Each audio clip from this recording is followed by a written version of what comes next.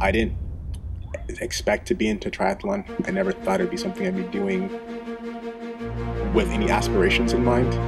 I just like pushing myself. I like the discipline of working out. I like training towards something or anything really. If I tackle something, I want to see it through, so it's wherever I can take it. And right now, that is trying to make Asia Nationals. That's what's motivating me this past year, to do the best that I can and to every day do my routine every day, wake up every day, be thinking about what I'm eating, be thinking about my workout, my recovery. I mean, I've done things that I think I could do. I think that's the one thing I've enjoyed about the sport, is that I've experienced things within my body and myself that you would not experience otherwise. It's a whole, there's so much more to life. And some of it is things that you can bring about yourself just through exercise.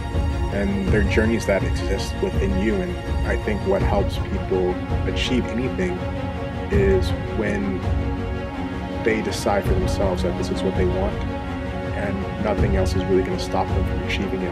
And they're willing to weather the ups and downs, the setbacks, and know that that end goal, if it hasn't been achieved, then there's no reason to stop.